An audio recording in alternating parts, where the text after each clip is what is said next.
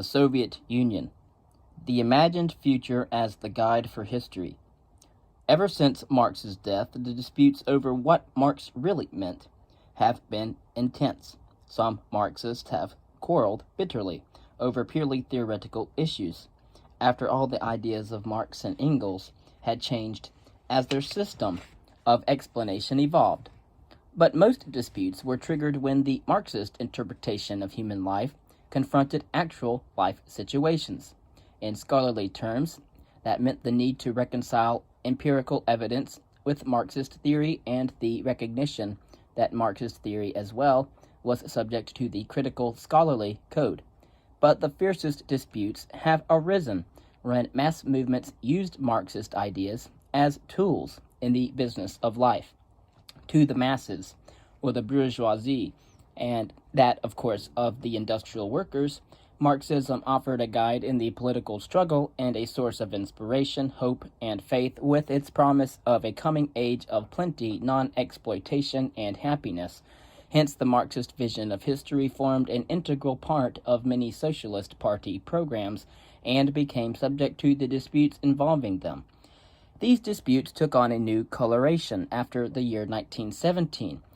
Think of the Bolshevik Revolution, when an orthodox Marxism became the official view of the Soviet Union. Tensions in the Marxist philosophy of history. The exposition of the Marxist interpretation of history in an earlier tone was deliberately didactic. That is, it aimed at simplicity and clarity. It avoided pointing out the complexities and internal tensions in Marxist views, thereby also reflecting Marx's own confidence that he had brought to congruence reality and theory. But even if that had been true, at Marx's time, life went on changing and brought about or revealed ever new internal friction in Marx's system. The most serious source of friction had, however, been there from the beginning: Marx's twofold intellectual heritage. On the one hand, the speculative elements inherited from Hegel postulated a timelessly true structure for historical development.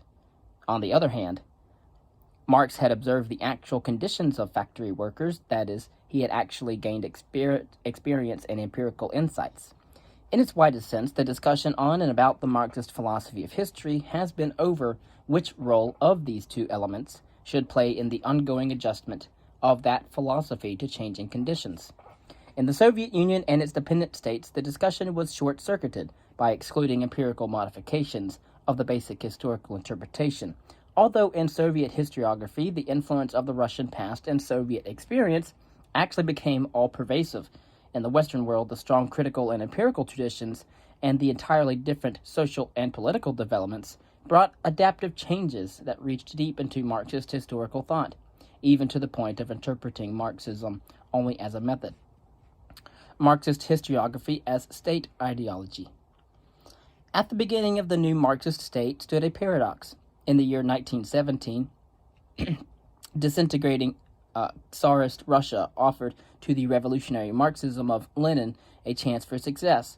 Yet there was irony in the fact that the Russian Revolution, indeed one of the most important Western revolutions, proclaimed itself to be Marxist in aims and character, but happened in violation of actual Marxist historical logic. Russia, with an underdeveloped industry and a relatively small industrial proletariat, was decades away from an advanced capitalism. Lenin rectified that contradiction between theory and reality when he replaced Marx's scheme for historical development with a theory of revolutionary action, in which a disciplined cadre overthrew a still weak capitalism in the interest of the proletariat, because the mass of workers did not have a clear enough class consciousness to be relied upon. The historical agent, that of the Communist Party, would retain dictatorial power in the new state until communism was firmly entrenched in the whole world. Lenin's stress on revolutionary action was a break with the Marxist insistence on the inescapable necessity of historical development, and could have provided a point of departure for further discussion of Marxist historiography in the Soviet Union, but that was not to be. Imperial Russian historiography had in general paralleled that of contemporary Western culture and Western Europe. The state was the focus of attention in the histories of Russia by N.M. Karamzin during the 1820s, S.M. Solovyev in the mid-1880s, and V.O. Klyushevsky at the turn of the century. With Solovyev, a student of Ranke, began the dominance of the German historical science that was challenged only in the early 1900s by Plekhanov's rigid Marxist mold for history. During the 1920s, however, historians in the Soviet Union continued to teach and write history as members of social science faculties. Gradually, history even recovered a measure of its former prominence through the works of Mikhail N. Pokrovsky.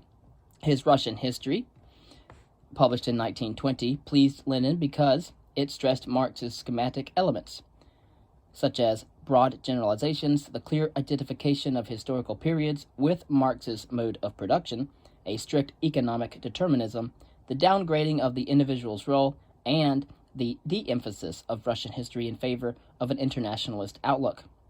Its unsophisticated approach also made Pokrovsky's Russian history an effective instrument of indoctrination.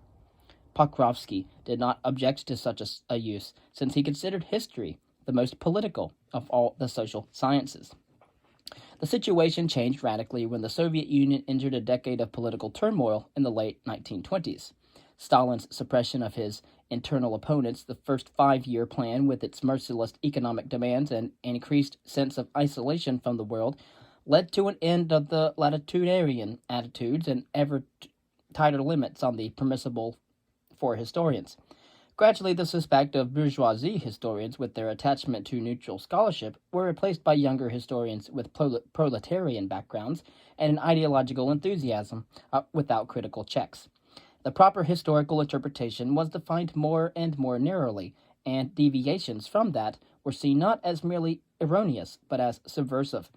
In the month of October 1931, Stalin intervened in a historical dispute over the history of Bolshevism and set the themes for future historiographical work. The concept of Bolshevism was fixed and not discussable. The Russian Revolution was the prototype of all coming revolutions, and history was no longer to be decided or dedicated to critical analysis, but to that of affirming established ideological tenets. Soon after Stalin's attack, Pokrovsky died, and a few years later, Soviet historiography took a sharp turn away from Pokrovsky and his historical views.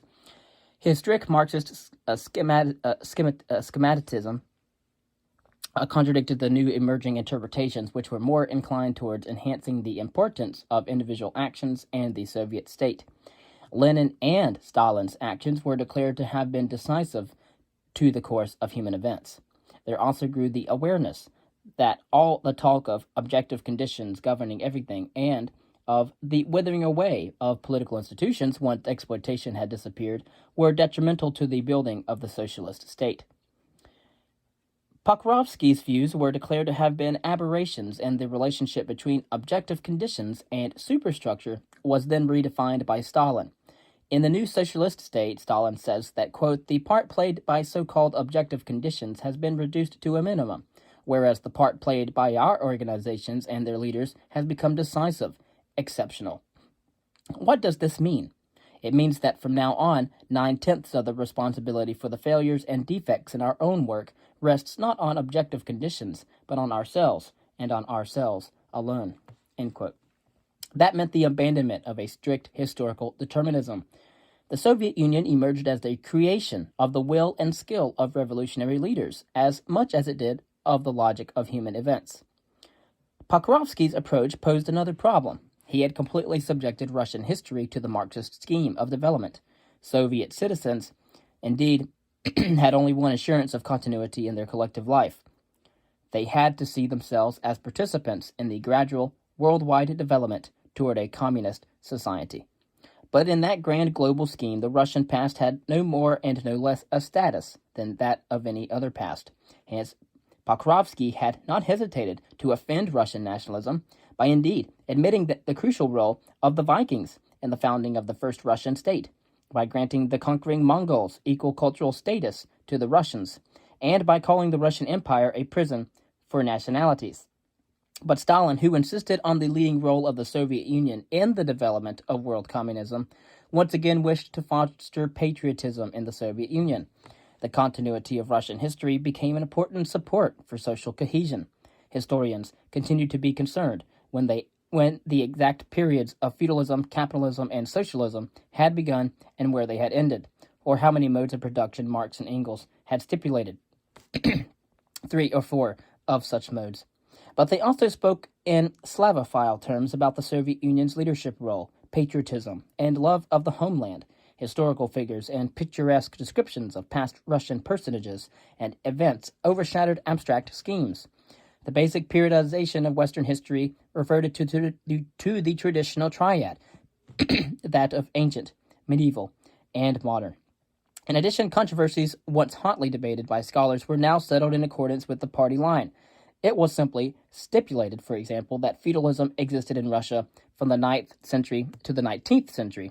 The Second World War, subsequently called the Great Patriotic War, fortified the supremacy of national history over the Marxist global outlook, except that Marxist-Leninism still envisaged a communist world to be brought about by virtue of a strong Soviet Union. That formula served to resolve the apparent contradiction between the patriotic Soviet view and the Marxist internationalist view of the past, between the reality of the world and Marx's stipulated structure of historical development.